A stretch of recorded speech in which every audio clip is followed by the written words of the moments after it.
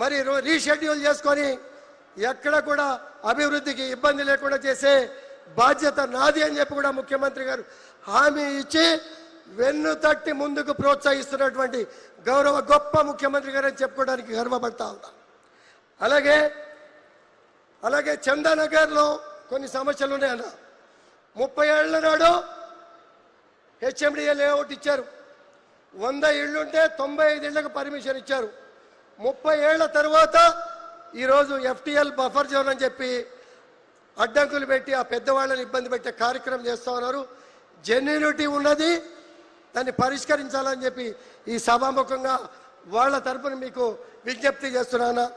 అలాగే అది కాకుండా చాలా ప్రాంతాల్లో హెచ్ఎండిఏ లేఅవుట్లు, హైరేజ్ బిల్డింగ్స్, అలాగే ఇండిపెండెంట్ హౌస్లు కలెక్టర్ గారు ఎన్ఓసి కూడా లేఅవుట్లు ఇచ్చి బిల్డింగ్ పర్మిషన్లు కూడా ఇచ్చి 22లో పెట్టి పెద్దవాళ్ళు పిల్లలకి కట్నంగా ఇచ్చిన వాళ్ళు ఉన్నారు, అమ్ముకున్న వాళ్ళు ఉన్నారు.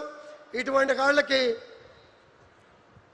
వాళ్ళకి ఇబ్బంది జరుగుతున్న విషయాన్ని మీరు ప్రత్యేకంగా పరిశీలించాలని తమరి ద్వారా కోరుతా ఉన్నాను.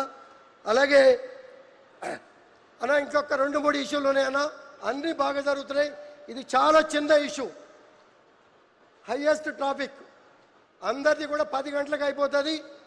10 గంటల ట్రాఫిక్ మా దగ్గరికి ఇతర రాష్ట్రాలకు వెళ్ళే బస్సులన్నీ కూడా మొదలవుతాయి. ఆ మొదలైన పక్షంలో 12-1 గంట దాకా మళ్ళీ తెల్లారిగట్ట 4, 5, 6, 7 గంటల వరకు కూడా ఇన్కమింగ్ వచ్చే బస్సులు, ప్రైవేట్ బస్సులు ట్రాఫిక్ రద్దీ అయిపోయి ఇబ్బంది పడుతుంది. ఒక బస్సు టెర్మినల్ ఒక పక్కన కనుక పెడితే ఈ ట్రాఫిక్ 50% తగ్గిపోవడానికి అవకాశం ఉన్నది. మీరు ఇచ్చే అండర్ బ్రిడ్జెస్, ఫ్లైఓవర్స్తో చాలా వరకు కూడా క్లియర్ అయిపోతుంది. దీన్ని కూడా పరిశీలించాల్సిందిగా తమని కోరుతా ఉన్నాను. అలాగే ఫుట్ ఓవర్ బ్రిడ్జిలను ఈ ఫ్లైఓవర్ మూలంగా 2 ఫుట్ ఓవర్ బ్రిడ్జిలు తీసేస్తూ ఉన్నాం. ఈ రోడ్ క్రాసింగ్ చేసేటప్పుడు ఒకే లొకేషన్లో 16 మంది చనిపోయారన్న. 2 తీస్తున్నాం, 2 కొత్తవి కావాలి. ఒకటి హైదర్నగర్, ఒకటి బాగ్గమీర్, ఒకటి చందానగర్, ఒకటి తమరు. మేము కలిసి కమిట్మెంట్ ఇచ్చినటువంటి బొటానికల్ గార్డెన్ ఫుట్ ఓవర్ బ్రిడ్జిల్ని శాంక్షన్ చేస్తే రోడ్డు యాక్సిడెంట్లు తగ్గిపోతాయని చెప్పి తమ ద్వారా తెలియజేస్తా ఉన్నాను. అలాగే ఇటువంటి సమస్యలన్నీ కూడా మీరు చాలా విషయాల్లో మాకు సహకరించారు. చాలామంది ప్రజానికం పాజిటివ్గా ఉన్నారు. భగవంతుడు పాజిటివ్గా ప్రజాసేవ చేయరా అని చెప్పి మమ్మల్ని పంపించారు. ముఖ్యమంత్రి గారు, మంత్రులు, పెద్దలంతా కూడా గౌరవంగా ఆస్వాదిస్తున్నారు, ప్రోత్సహిస్తూ ఉన్నారు. పార్టీల పరంగా వ్యతిరేకత, ఇంటింటికి తిరిగి మనకి కప్పినటువంటి షాళ్ళు తీసుకెళ్ళి షాళ్ళు కప్పి ఒక 100 రూపాయలు 150 రూపాయలు వాచీలు ఇచ్చి ముఖ్యమంత్రి గారి మీటింగులకు వెళ్ళకండి. ఇటువంటి స్వార్థ బుద్ధులు, స్వార్థ శక్తులు మనసు మార్చుకోవాలి. రాజకీయం వచ్చినప్పుడు రాజకీయం చేద్దాం, అభివృద్ధి సహకరించండి. అభివృద్ధి విషయంలో పక్షపాతం లేకుండా పార్టీలకు అతీతంగా అన్ని ప్రాంతాలకి న్యాయంగా అభివృద్ధి చేస్తున్నాం. మంచి కమిషనర్లు వచ్చారు, వింటున్నారు. అర్థం కాకపోతే 6 గంటలకి మీ కాలనీలో వాళ్తున్నారు, సమస్య పరిష్కరిస్తున్నారు. ముఖ్యమంత్రి గారు ప్రత్యేక నిధులు ఇస్తున్నారు. మీకు ఎక్కడ కూడా ఇబ్బంది రాదు. సైబరాబాద్ కమిషనర్ ఏర్పాటు చేయటం ఈ ప్రాంత ప్రజలందరికీ కూడా అదృష్టం. మీరు కోరుకున్నటువంటి వనరులు, వసతులు, సంక్షేమ పథకాలకి కూడా ఇటువంటి డోకా ఉండదనే విషయాన్ని మీరు అంతా కూడా ఫ్యూచర్ గురించి ఆలోచిస్తే ప్రతి ఒక్కరికి కూడా అర్థమవుతుంది. మహిళా సోదరుమణులు ఉన్నారు, డబుల్ బెడ్రూమ్లు గతంలో 10-15 కిలోమీటర్ల దూరంలో ఇచ్చాం, అందుబాటులోకి రాలా. ఇప్పుడు కొన్ని ఇస్తున్నాం. 5.5 లక్షల రూపాయల స్కీమ్ ఇంప్లిమెంట్ చేస్తున్నాం. ముఖ్యమంత్రి గారు మొన్నే నిర్ణయం తీసుకున్నారు, ఏ ప్రాంతం వాళ్ళకి ఆ ప్రాంతంలో ఇళ్లు కట్టి ఇవ్వండి.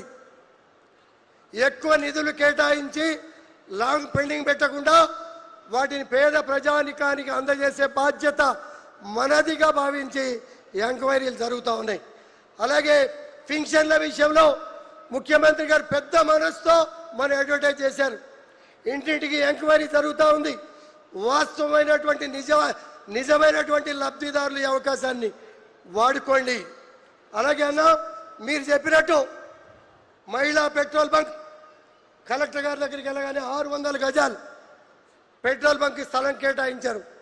సంబంధిత అధికారులకు హ్యాండ్ ఓవర్ చేస్తాం. ఇమీడియట్గా పెట్రోల్ బంక్ స్టార్ట్ చేసి మహిళలకు హ్యాండ్ ఓవర్ చేసే కార్యక్రమాన్ని కూడా సహచర అధికారులకి ఆదేశాలు ఇవ్వాల్సిందిగా తమరి ద్వారా కోరుతా ఉన్నాను. అలాగే దాంతోపాటు శేర్లింగంపల్లిలో హైయెస్ట్ మహిళా గ్రూపులు ఉన్నాయి. మహిళా బిల్డింగులు కట్టడానికి కూడా శేర్లింగంపల్లిలో 500 గజాలు, అలాగే కుక్కటిపల్లిలో 500 గజాలు కూడా అలాట్ చేయడం కూడా జరిగింది. లైబ్రరీ కూడా శంకుస్థాపన చేసి పనులు స్టార్ట్ చేసే కార్యక్రమం కూడా చేస్తూ ఉన్నారు. అలాగే ఎక్కడ కూడా లోపం జరగలే అన్న. డిగ్రీ కాలేజీకి 24 కోట్ల రూపాయలు శాంక్షన్ ఇచ్చారు. మాదాపూర్లో 2 ఎకరాల స్థలాన్ని కూడా కేటాయించారు. చిన్న ఇబ్బందులు వచ్చినాయి. కలెక్టర్ గారికి ఆదేశాలు ఇస్తే నిధులు ఉన్నాయి, టెండర్లు అయిపోయినాయి. మేము బిహెచ్ఎల్ క్వార్టర్లో నడుపుతున్నామన్నా, సరిపోటలే. 29 రాష్ట్రాల ప్రజానికం, పేద ప్రజానికం అంతా కూడా ఇక్కడికి వస్తూ ఉన్నారు.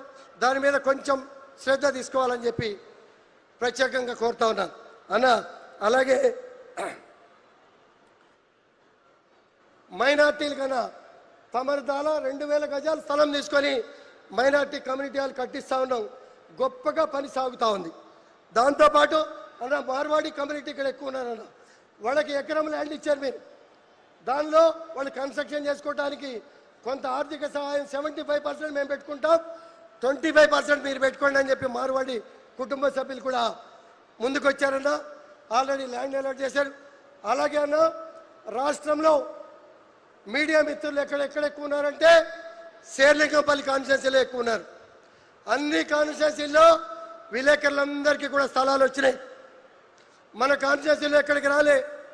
ముఖ్యమంత్రి గారు పెద్ద మనసుతో 1 ఎకరం ల్యాండ్ అలాట్ చేశారు విలేకరుల కోసం అన్న. ఎక్కువ మంది ఉన్నారు కాబట్టి చైర్మన్ గారు విలేకరులు అంతా కూడా నన్ను పిలిపించుకొని మాట్లాడారు.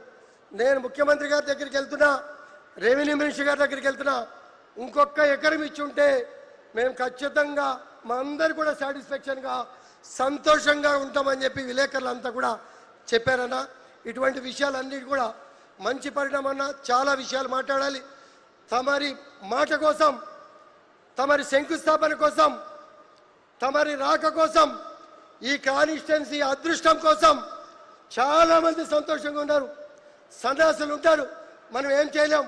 భగవంతుడు వాళ్ళ గీతాల్లో రాసిపెట్టాడు.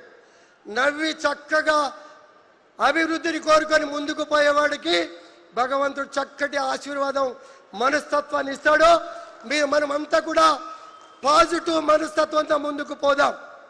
మంచి పని చేసిన వాళ్ళని ఆశీర్వదిద్దాం. ఇంత గొప్ప నిధులు కేటాయించి గొప్పగా శంకుస్థాపన చేసినటువంటి ముఖ్యమంత్రి గారికి ఈ సభాముఖంగా ఈ ప్రాంత ప్రజల తరపున, నా తరపున శిరస్సంచి నమస్కారాలు తెలియజేసుకుంటూ సెలవు తీసుకుంటాం. Thank you sir. సైబరాబాద్ అంటేనే ఒక టెక్నికల్ ఫ్రాగ్రెన్స్, సాంకేతిక పరిమళ పర్యాప్తి కోసం కృషి చేస్తున్న ఇన్ఛార్జ్ మంత్రివర్యులు శ్రీధర్ బాబు గారి సందేశం.